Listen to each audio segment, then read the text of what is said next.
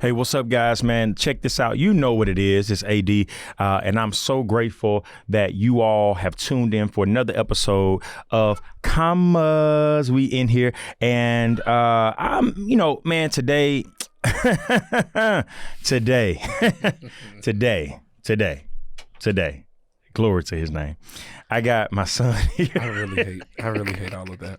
I really hate all of that. I got my son here, man, and you may know him as Will. All right. Will. But Kevin is here. Kevin is in LA. He came to LA to spend time and to, I don't know. He just showed up. Smoke reefer. No, I'm playing. Hallelujah. I came to get the Lord to praise in the clouds. You so stupid. If Jesus is riding on the cloud, why can't I? Boy, listen, I'm not finna fool with you because we're not finna get in trouble today. Hallelujah.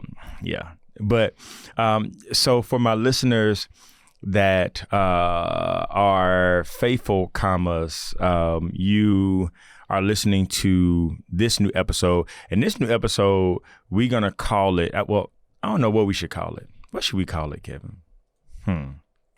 It's father-son time. I'm finna teach you how to be a spiritual son. They don't need to know that. Stay loyal under pressure. They don't need to know. No, I don't know what to call it. I don't know. All right, we'll figure it out as the episode kind of goes on. That's what we'll do. We'll figure it out. Yeah. Let it preach for itself. Uh-huh. So man, listen. This podcast. Like the Commas podcast, we really specialize in and talk about being more than what people have known you for, and the proper punctuation gives you the right to be more, and stepping out of the box and doing what needs to be done and challenging yourself to become more. And really, it's really about reinventing yourself. You know what I'm saying? And with you, and people know that you do comedy. My God. But it's so much more to layers. you. I'm like Shrek. Ogres have layers. I have so many layers. It's so much more to you. So, comedy is one side of it. What else, what else is there to and what's the thing with Will Johnson or Kevin or So I had that conversation on the plane on the way here. Okay. That I'm Will. Mm-hmm. I'm okay with that name. Okay. If you know me by Kevin, you can call. It's kind of like, okay, so with you, people call you AD. Yeah. I don't do that. Yeah. It just don't happen. It feels uncomfortable, but that's not my relationship with you. Bingo. So I feel like people who have that relationship with me to call me Kevin, call me Kev. It doesn't matter. But my name, whenever I introduce myself, if you introduce me as Kevin, cool. But my name when I introduce myself to people is Will. That's the name that I wanted to go by because it's more mature. Kevin is more playful. So people literally see, the first thing that people do when they see me is they laugh. Yeah. Because you're a fool. I cannot say a word and people just well, what's funny? It's just you. But it's weird though, because for me, I just be like, I literally just walked in the room, I didn't say a word, and people laugh. And so I feel like people that know me by Kevin only know the playful nature of me, and people that know me by Will, they're like, I don't know how to cater to you. I don't know what I can and can't say to you. I don't know. Yeah. So it's more of a respect thing. And so now I appreciate that name because the name came. Willie is my full first name. Okay. It came from my granddaddy. Okay. A man that demanded respect. You're going to respect Pop Pop. You're going to respect Willie Hayes. What you ain't going to do is disrespect Willie Hayes. He going to cuss you. Yeah. What you not going to do. What you not going and Willie Hayes going to tell you where you can go. I remember I had a pink umbrella running out in the rain in Philadelphia, and he said, what you running with a pink umbrella for? You a faggot or something? Willie Hayes don't care. Are you serious? Willie Hayes asked me that, and I was 8 years old. He does not care. And I think that's where part of that came from, where it's a respect thing for me. That I ask people to call me Will because it's just respectful. If you don't know me as Kevin, don't call me Kevin. Yeah. Because I don't think you're going to take me serious. Okay. So all right. So that explains that. What about on this other side of everything else that you do outside of comedy? Because you got the trap choir, then you got your comedy sets that you're doing for people to watch, and you're doing stand up, and then you got all of these characters that you do. It's so many of them. You know what I'm saying? So like there's so many layers to you. So how is that? And then what's stuff that we don't know about you? I think people don't know. People can obviously tell I'm a preacher, so it's so annoying because there's no way that I can have a conversation and then not come out preachy. I'd be like, all right, your mama. So it's like it's weird. People know that, but people don't know that I am a creative mind. A friend of mine, I was with him earlier today, we were having brunch. I do this thing where I move my knee. Obviously, that lets people know that you're thinking. I didn't know that people could notice that you're thinking that way. But I'm a creative mind. So my mind is always moving. It's always thinking about something. Even if it's the smallest of thing, I think what it could become, what it could be. And so the side of me that people don't know is how creative and how smart I actually am. That I actually know something. I don't know a lot. I know something. Like I may not know everything, but what I do know is from what the things that I've obtained from just being, in rooms or being in the room or being a part of the conversation. I've learned even while we were on the way here and riding, and even as I've been around you while I was here, to not say anything. And that was something I learned before I came here, but just it made more sense now to not say anything, to learn how to be in the room so you'll know, so that whenever I go back home or I go into my other spaces, I'm a creative mind that learned this, practiced it, and now I can pour it out to you and package it in a way to where I understood it. Here's how I understood it. Here's what you can do. People don't know that I'm actually smart. They don't know I actually have a brain. They just think that I think I saw Kawana one time at Subway, and Kawana, the lady said, she said, "How you doing?" I said, "Oh, I'm amazing." She said, Kawana said, she said, "Why you look at him like that?" Because he acting like he got sense. Because people don't know that I actually do have sense. I'm a very creative mind, and you can put a project in my hand, and less than 24 hours, I have turnaround for you, and I have avenues that you can take to build on it, whatever it is. And if I don't understand it or I don't know, I'm going to ask you something, ABC it, break it down. So then I'll know how to better cater it to you. But I think the biggest thing is that people don't know that I'm smart. Well, and I think because the comedy side is like, oh yeah, he's funny. Yeah. So you cater to that because, the jokes is what makes people step out of that moment that they're in. Right. I think the ability to make people laugh is God-given. Yeah.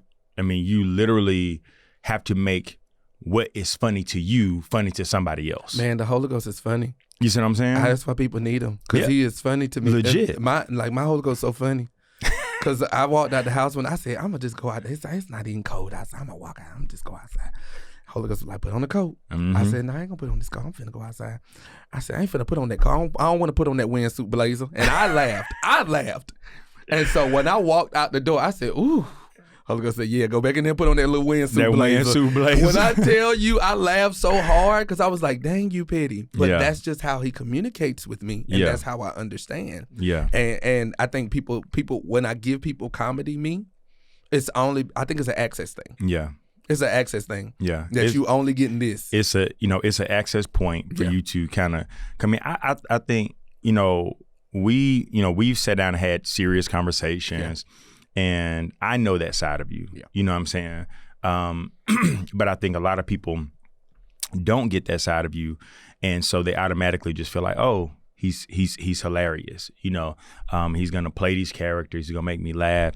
But I think, like even for our commas that are listening, how do you not allow yourself to get kind of pigeonholed into just one area when there's so many facets of you? I cuss. Lord. I cuss. What is wrong with you? I cuss because, like, for me, my genre, people love to say Christian comedian. It's so annoying. I'm a Christian that is a comedian. Yeah. I am not a Christian comedian, Saints. And so what's the difference of that? Explain that. So a Christian comedian is a person that's solely based on Jesus only. They ain't saying nothing outside of that, and everything else is the devil. Let God arise and his enemies be scattered because his mama's a hoe. But as for me in my house, I use certain words that keep me out of that box. So I don't cuss intentionally. So my character, Marbertha, she says the S word. People know her for the S word. And so I say that as a segue to think Marbertha is not just a church mother. There's a lot of guys out here with wigs on that ain't funny. Yeah. So I'm not one of those guys that's putting a wig on to play an old woman. But you got to say it like her. You got to say it. But You got to say it. I can say the word on here? Yeah. Because shit. It's how you say it. That's my favorite word. That's what I like to say. Shit. I just like to say it. People ask me all the damn time, what do you say?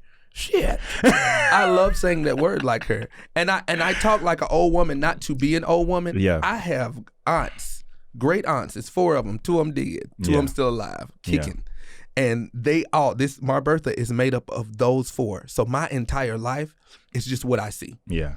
I notice myself doing things that I saw somebody else do. Yeah. And I'll be like, Lord, is this a spirit on me? Am I got an imitation spirit? Yeah. Or am I being a parrot? Or am I actually learning from something and that inspired me? I learned to not demonize my inspiration. So like my characters literally are just, they're inspirations, things that I see around me. I separate my Christian comedy through my characters because Marbertha, May Bertha Carroll, who Marbertha is named after, May Bertha Carroll's my aunt. She cuss. So again, I'm not just cussing, okay, keep me out the box, but this is also something that I saw and heard. So me being a Christian comedian is just not it, because when people put you in that box, there are certain things you cannot do. Yeah. There are certain things you can't say. There are certain things you can't comment on. Yeah. It's so annoying. Yeah. So what I do is I brand myself outside of that box. So whenever I say something, I'm a respected opinion more than a controlled one. Because I do not like when people think that you being an influencer, they can control you. People don't like if I could say, this water bottle get on my nerves. But my mama died from a water bottle. Yeah. I don't know her. I don't know your mama. Yeah. Don't even care. For sure. Sorry, she's gone. But Yeah. I don't know. Yeah. And people think because you said that, they can control your opinion with that. It's so annoying. Yeah. So that's the difference for Christian comedian and a Christian that's a comedian for me is learning to control my own narrative. So that other people don't, a lot of times, especially for people that listen on to this podcast, one of the emails or frequent emails that we get is being more like, if I'm doing this, how can I be more than that? Or how do I come across more, than that, or whatever the case is. And I think that you have kind of done this thing where you have stayed true to who you are as an individual, but then, did church things, church comedy, but then also still did just comedy across the board. So what I admire about your ability is that you can step into the church world and do comedy there, but then also step somewhere else that's not church, that's not, over the top, Christian, save everybody. It's a really scary situation, that is. But they still, still have the ability to laugh, have a good time, and experience who you are as an individual. Now, I will say that I've seen you in non-church settings where people still love the church stories. Yes. Because they know it. They experienced it. They are a part of it. So I still think that there is a fiber of just who you are, right? Yeah. That's going to show up. So I think that it's not the focus on being different. It's the focus on being authentic. Yeah. And I think that's what our focus always needs to be is, I just want to be authentic. Just me. Just me. Just me. This is who I am. That's where that Will and that Kevin argument comes from. That who are you? I am all those things. That I'm all those names because that's just my name. But there are no differences in personalities more than it is. The only thing I demand as Will is respect because I don't get that as Kevin. I don't get that as Kevin, regardless of who it comes from. And so whenever people see, oh, that's Will, and they see that, and then they see me in conversation with people, I'm not rude at all. By no means, because I'd be like, I ain't nobody but somebody that just went viral, and that's fine. That's easy. Everybody do it every day. But as for me, I'll just learn how to treat people while demanding respect, and that's just the difference between me learning how to be myself, learning what I like, and learning what I love, which is what I release out in content. I don't release stuff. I was now I say for a year, I was trying to do trying to be funny, and it's not funny. Yeah, it wasn't funny at all. Trying to release stuff that people that I thought people would like, versus just doing what I love to do, and then pouring that on the camera. When I do Trap City Mass Choir, it's a song that I said in my room. You make me want to leave the water. I done probably laid in my bed and sung that to myself 13 times and laughed at it. Yeah. And then I say, all right, let's put this on video. Yeah. Anytime I do something on video, I did it already and I laughed at it and I said, okay, let's record this. Yeah. It's never let's record it because it's funny. Because half the stuff that's just funny to me, sometimes it's just to keep me going. Yeah. To keep me encouraged. So I learned how to separate that and just be myself. I learned myself is the stuff I like. And that is, to me, special within itself. Yeah. Because you are, really, that is, especially for my comments that are listening, I want you to understand that being authentically you garners its own audience. Yeah. That even when I was pastoring, I had to realize, there'd be certain people that just don't like this style of teaching. They don't like this approach, or they don't like the fact that I wear this or do this. That's okay. That just means that they're not my people. You know what I'm saying?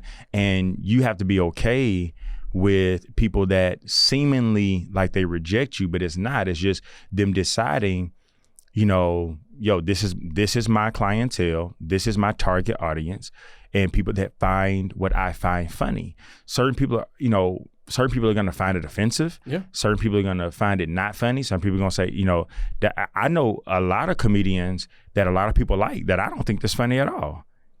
There are several. Yeah, I just be like, they're not funny to me. You know what I'm saying? But then I got, I love stand-up comedy. I love stand-up comedy. It's one of the things that I can watch all day long. Because I think it's masterful. And I think it's because I'm a speaker. So it's the ability to step on a stage, you and a mic, and captivate somebody's attention for an hour. Oh, yeah. And people lean in. You take them on a ride. Yeah. You're a storyteller at that point. I love that. I incorporated a lot of people's stand-up comedy approaches to sermons, and how I deliver messages. You know what I'm saying? So I think it's you understanding who your crowd is, who your people are, where what your niche is, and then boom, capitalizing on that. That pours into this, and I say this all the time when I with this scripture. It says, love your neighbor as you love yourself. That goes so many different ways, and it's beyond just loving people. It has everything to do with what you don't like about you. It will pour out into how you treat other people. Yep. And then that goes with what you give other people. Like if you give other people, if you trying to be funny, something about you don't like. If you trying to do something, it's something about you that you don't like. Yeah. If you're trying to be this, it's something about you that you're not authentically liking about you. Yeah. I heard this in the clubhouse the other night. It was an actor's room, and the lady kept saying try, and the man was like, every time somebody say try, I'm putting you in the audience.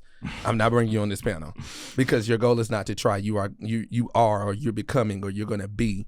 And so people that try so hard, if you create something for you, saints, if you are creating something, you're doing something, the whole mentality should be just to be. Yeah. Be. There's so many scriptures that says be. be. Even if you don't read the written word of God and you read the Quran, what is it called? Quran. The Quran. I went to school with a dude named Quran. Even if you read the Quran, listen, I'm pretty sure. I went to school with a dude named Quran. I did.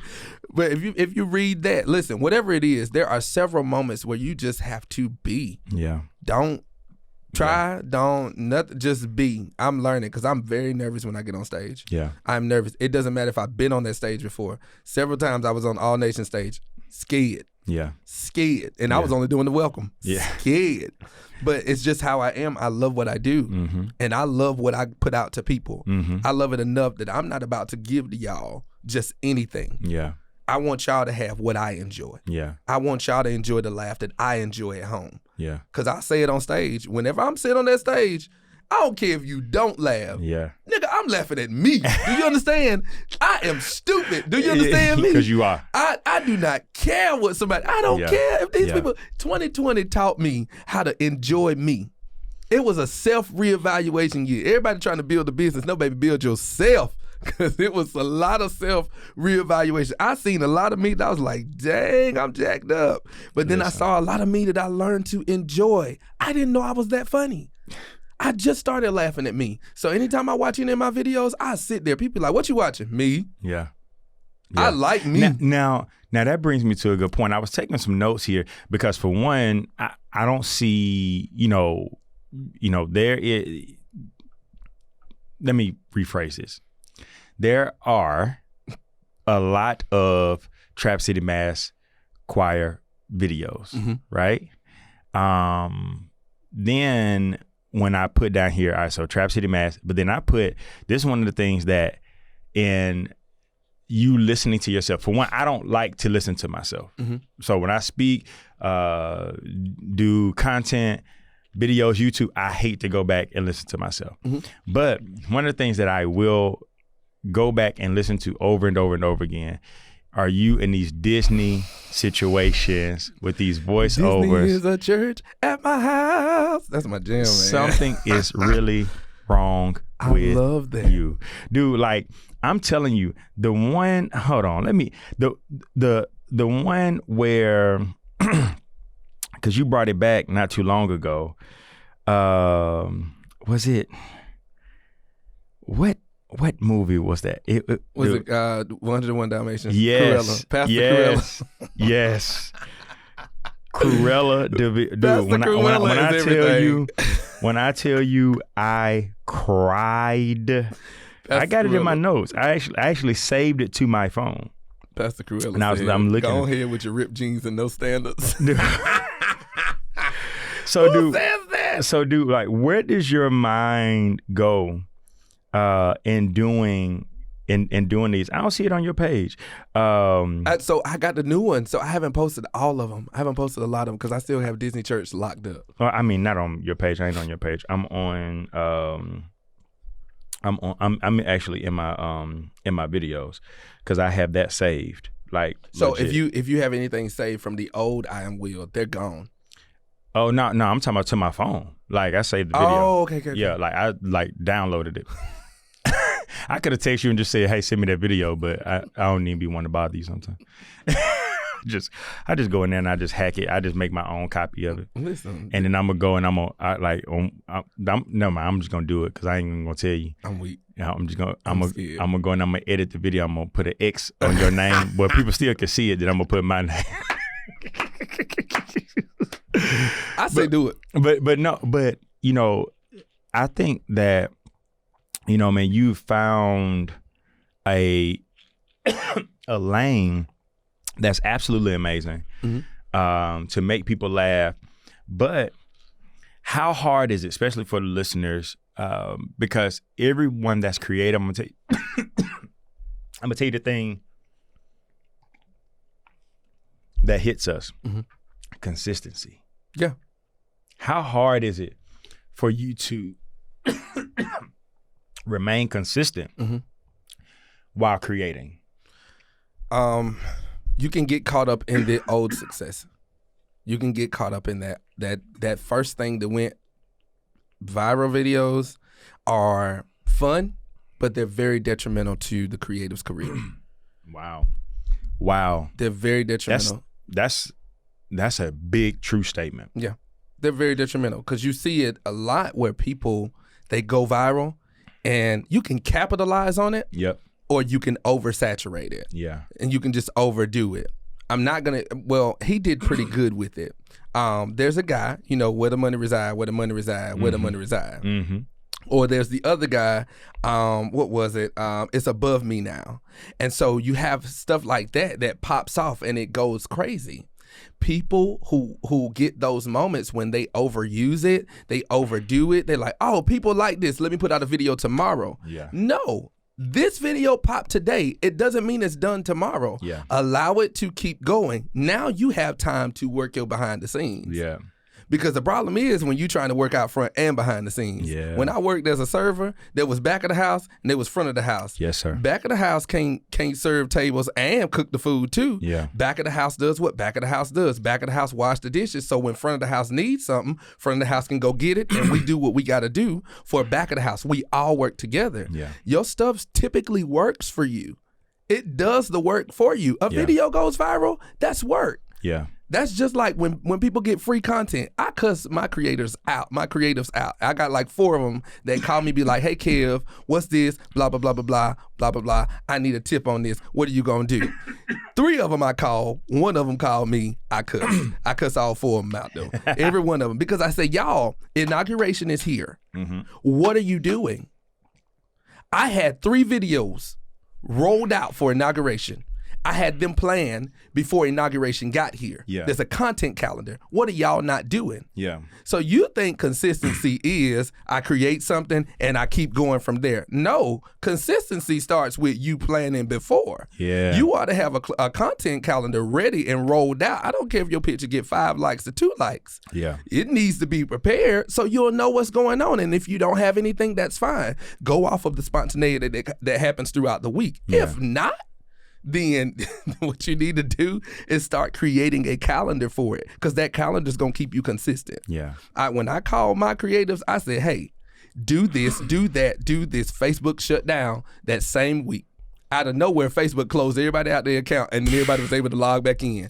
I said, I remember. Here's a video. Here's a status. Here's this. I had my stuff ready. Mm-hmm. I had it rolled out the same day. Everybody saying, you ain't waste no time, did you? I don't have time to waste. Yeah.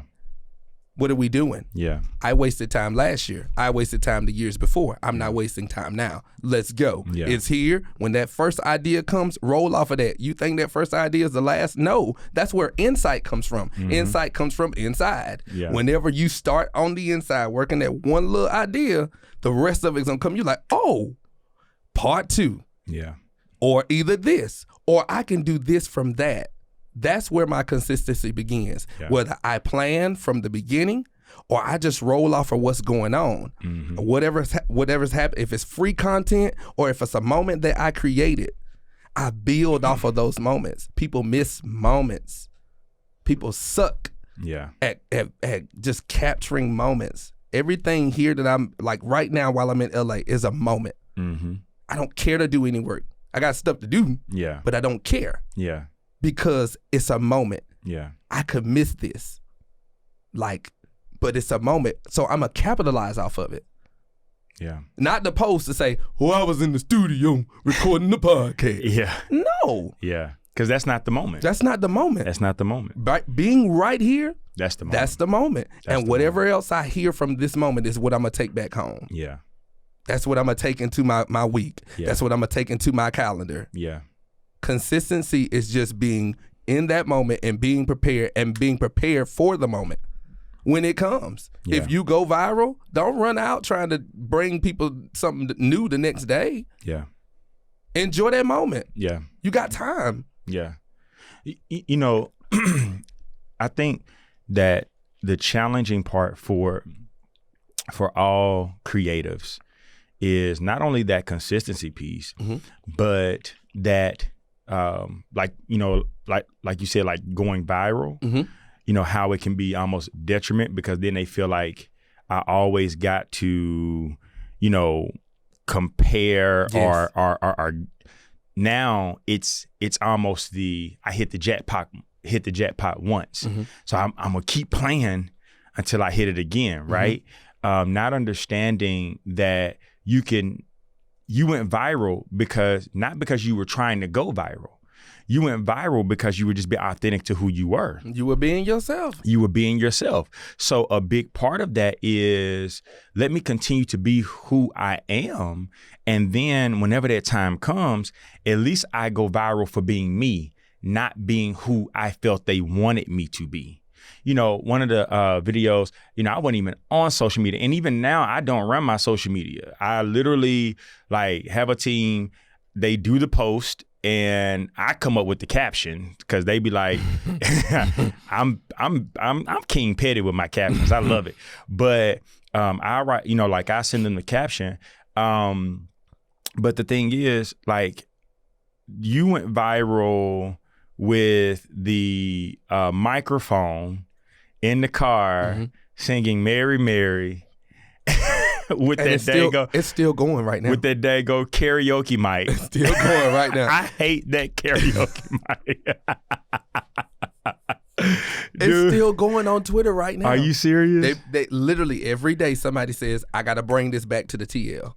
My goal for that video was to just go viral on Twitter. Wow. So in my head, I was like, let's see what this does to Twitter. Wow. And when it did go, I was like, yo, I got Twitter content. And he said, and I'm praying when I get there. I said, they what? have my 4 for 4. Do you understand? They have my 4 for 4. I want you to understand. I want to go to Wendy's. I want to go. I said, Wendy's need to cut you a check. Listen, Wendy's was on some hoe. Because I know they saw my video. Hey, and the thing is, you know, we know Wendy's be on Twitter. They do. They be on it. They be petty. That little dry chicken sandwich they was talking about. With y'all little dry and them lettuce bags. Y'all, let me talk to Wendy's real fast because y'all need to stop putting them lettuce spines on them sandwiches. Lettuce spines. You got a whole back surgery on my sandwich. I can't even eat this because I'm biting the whole lettuce back. That spinal cord. You understand? Lettuce tastes like it got a rod in its back. I ain't got time. Sitting up here biting Moses' staff. I hate you. On my sandwich. Boy, I hate you. You so stupid. But I'm telling you, man, like, I think the challenge is to be authentic, to be original, and that's hard. Original is a thing. It is, and people think if they remix the original, that is theirs. No, you're still the remix. Yep. The original is whatever your idea is, and I think there's no people. Teachers used to say this: there is no dumb question. There are dumb questions, but the answer you might get.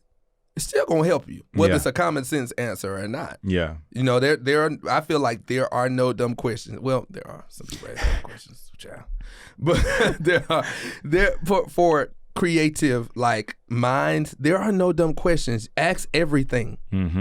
Ask everything. Yeah, I'm in this thing where even if it sounds dumb to me, I'm gonna ask. Yeah. I'm going to ask because I don't know. Yeah. I don't know what you want. That's why I say ABC. Yeah. Let me know because I don't know. Yeah. I don't know everything, but what I do know, hey, I'm finna ask questions. All right, so do you want me to do this for this? Yeah. What is that for that? Lay out this for this. Because the biggest mistake I made was walking into certain situations and settings thinking I knew. And then whenever I remember, I got to talk about this because I got so bad. I felt so bad the other day. I walked in your office thinking I was going to be a creative consultant. You understand? Came to you with ideas and a tablet and didn't know shit. Huh? Hallelujah. Didn't know nothing. Didn't know. I thought because I watched a couple videos on YouTube, I could do it. Couldn't do it. Stop watching videos on YouTube and thinking that you can do it the next day. No, you have to sit with that stuff. Oh, man. You so stupid. When I tell you that thing has haunted me. But we did have great conversation. Now, we did. That is. I said, okay, I always knew you were smart. Yeah. But then, even then, I found out how serious you can be, you know, and I think that even then it served as a process to get to know. So I think still have them notes on my phone too. Yeah, we had great conversation, but I think that a lot of people need to hear that because we see something, and we get excited about it, we think we can do it, and then we hit this. You know, I call it. It's like it's really. it's really 5 stages. So it's like excited optimism, right? It's like, I see something, I believe I can do it. Then we have informed optimism. I know a little bit and I still think I can do it. Then we hit the valley of despair. Yeah. This gonna take a lot. Yeah. Yeah. And then we cycle back up. We find another thing, and then we do that. If we make it through the valley of despair, and that next point is, it's like, this is difficult, but I can manage this. Boom. Step 5, success. If we ever make it through the valley of despair, we can really tap into that success thing. But we don't reach that because the valley of despair gets us every time. And we think because we are excited and that, slight informed optimism, then we just gonna ride the wave of that. But that's not how it works, man. We gotta stick to it. Like you said, get some information and stick to that and like sit with it, for a certain length of time or a certain amount of time. We got to be okay with that, man. Not rushing through processes and thinking like, oh, I got all the answers and, I know what this is going to take or whatever. You don't know what it's going to take just yet. At all. No, like that's the biggest thing is pressure. I ran into a lot of brick walls thinking that I knew. Yeah. It's revival in my stomach right now. I ran through a lot of brick walls thinking that I knew a lot of stuff. Yeah. And one thing I did run into, I did T-shirts last year. I posted my T-shirt, Try Jesus, Not Me, He Cares, I Don't, He Died, I Didn't, But You Can. Posted that whole T-shirt. Everybody loves that saying. It's 3 years old. It's 4 years old this year. And I posted it. People was like, where can we order? It popped so fast. Where can we order? Had a website already created the night before, did all I had to do. But I didn't know that whenever you connect your website store to the actual drop shipping company, that you actually have to have the money off this site and drop it into your website, or from your website drop it into the drop ship company so you can pay for the shirts and the money that's left over. I didn't know that. The money left over, you get the profit. I didn't know that. I thought, oh, these people just buy the shirts and all I got to do is blah, blah, blah, blah, blah, and they're going to ship them off. No. Did not know. So went into it prematurely, prepared but premature. And when I tell you, it haunted me for about them shirts were ordered in May. My shirts finally, my last order went out in August. Wow. That's crazy. Last order went out in August, and I had somebody hit me up. Oh, I cuss her. God knows I cuss her, because it was probably, what was it, about beginning of January. She said, hey, I still didn't receive my. I said, I know you lied. I said, out of all these dang on shirts, you a lie. Hey, your mama ain't got no teeth. I know you lied. Boy, you so stupid. But it was so haunting that I didn't want to do it again. Yeah. There's still shirts sitting in my room, but I'd be like, I'm not looking at y'all, demons. I don't want to see them. I don't want to look at them. But at the same time, I'm not haunted by it anymore because I have knowledge of how the system works now. Yeah. So a lot of people, they go into a lot of stuff ready, like you said, premature, or we got this little bit of excitement. Yep. All right, I know a little bit. Okay, all right, I can't do it no more. And I think I got to the valley of despair, and I was just like, listen, as long as this is over, we're ready for it to be over, but we're never ready to dive in. Let's fully figure out what we didn't prepare for, so when we come back around, we can do it again. Yeah. And that will pour out, and that poured out in so many areas of my life. I didn't know I wasn't prepared for it when I didn't have a website, and I tried to do them T-shirts. Bring Retha Back came out. Yeah. Trying to do T-shirts and won't prepare. Didn't know how. Because you went viral with Bring Retha Back too. Went viral with Bring. It's still a thing. Yeah. People to this day still saying Bring Retha Back. Retha's still gone. Ain't came back yet. 3 years later, Retha said, ain't no way. Yeah. Ain't coming back. But people ain't no way. You sent me that video. I did. Oh man. Like it's people create moments, but they're not prepared to handle them. Yeah. And I think in that time when you're going viral, in that time when you have a moment, you need to figure out, like, let's spend the moment letting this, like I said, let this video breathe, let this content breathe, and let me figure out what else I can do to build momentum for the next moment. What else can I do that should have been applied to this moment? Yeah.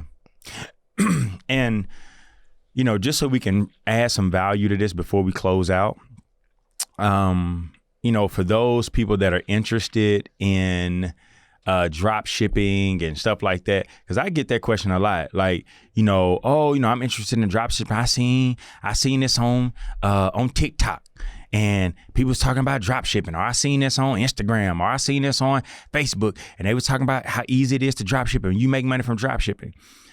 If you create a logo, throw that logo on a shirt, connect that store to who's going to provide the product and who's going to be shipping out the product. When the order is placed, if that order is $200, they're going to take that money to produce that product out of your account. Mm-hmm. Okay. So Shopify may charge your customer $200. The company you use as your drop shipper, that may cost you $100. Let's just say it's going to cost you $100 to produce all the products. They're going to take that $100 out of your account so that they can create the product, ship the product off.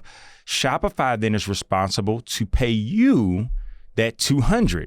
That $200 is going to come back into your account.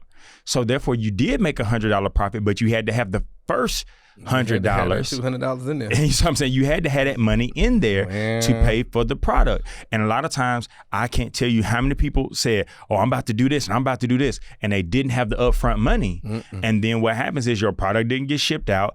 But Shopify took that money from them. It's not Shopify's fault.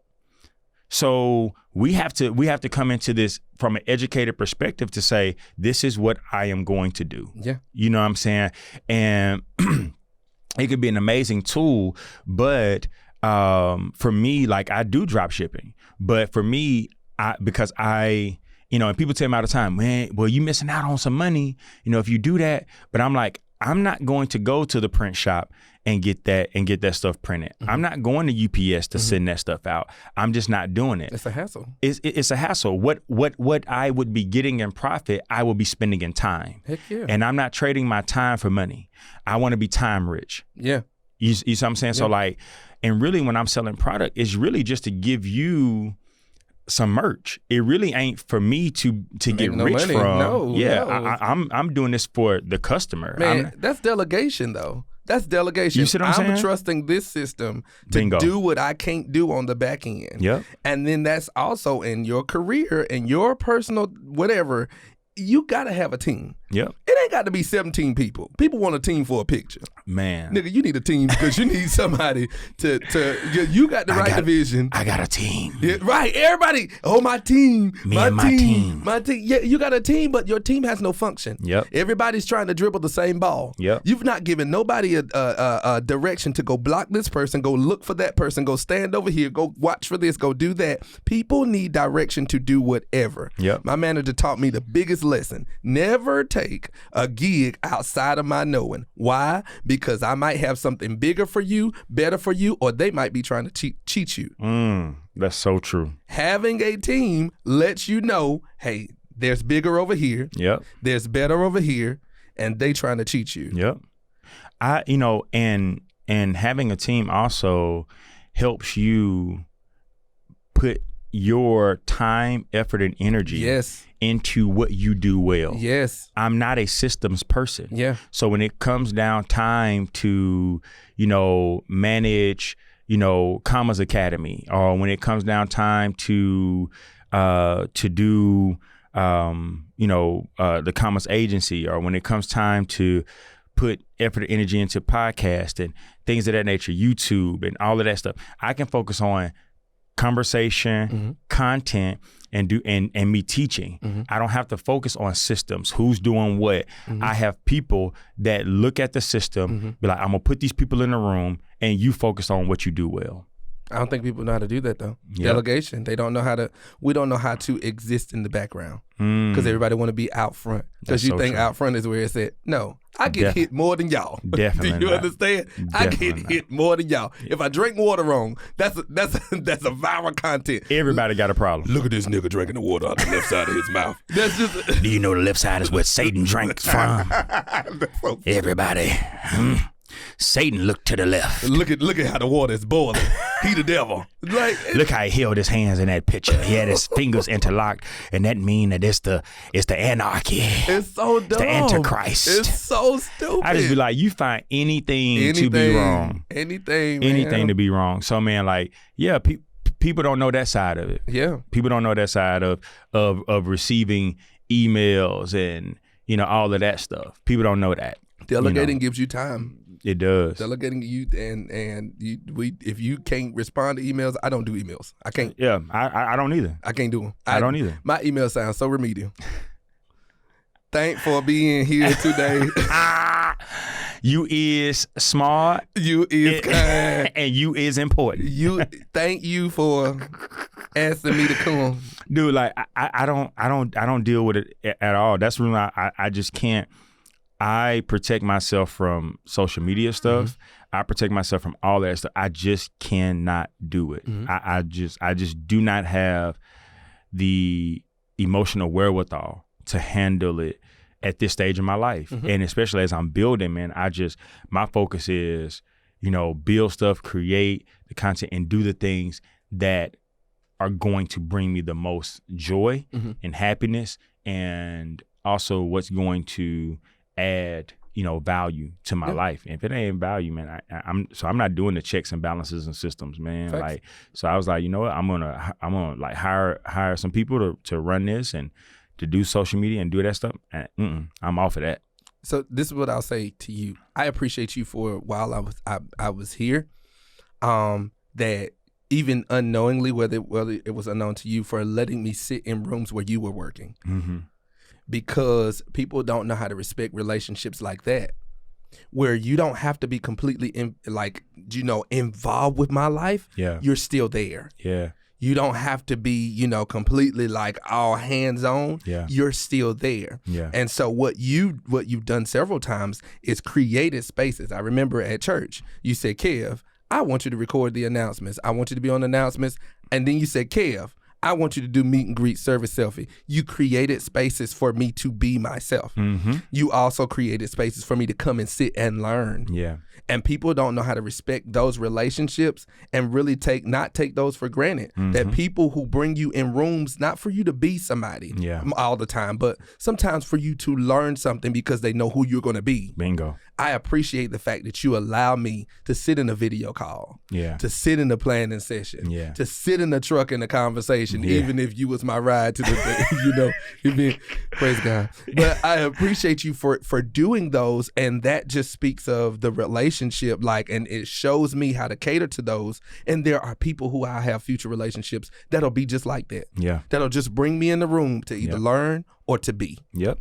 And, Kevin, the reason why I do that is because, for one, I believe in you. Then for two, it's the model of my life. Mm-hmm. I want to leave every situation saying I caught more than I was taught. Yeah.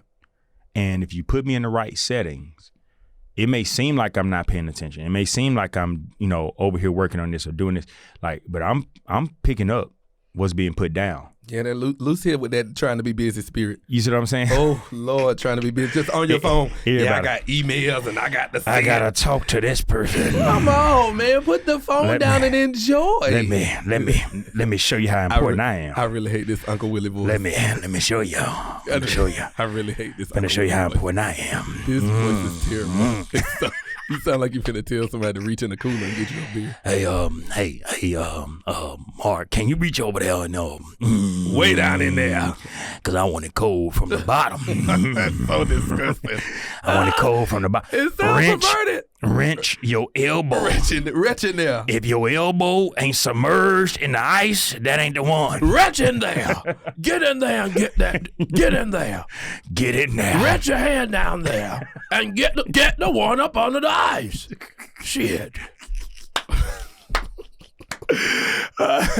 Man, so dude, I appreciate you for being on today, man. Thank you for coming out here and spending a few days with me. I know, man, this is, we got to get out of here and so you can see some more and learn some more and do some more. I'm going to the COVID strip club. They have these in Atlanta.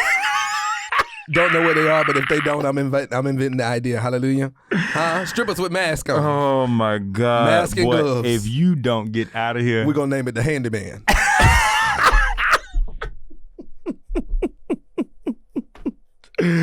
Boy, you so stupid. You so stupid. Can you imagine people dance with masks? Like, they're going to pass out. I want you to understand. See, this is what I have a problem with. This is so off topic that people in church say we don't need no music, but I ain't never seen a stripper dance a cappella. I'm waiting to see the day. Oh, my God. That's what I'm saying. See what I'm saying? See what I'm saying? That'll be. Mask and gloves and no music. What are you doing, interpretive mind?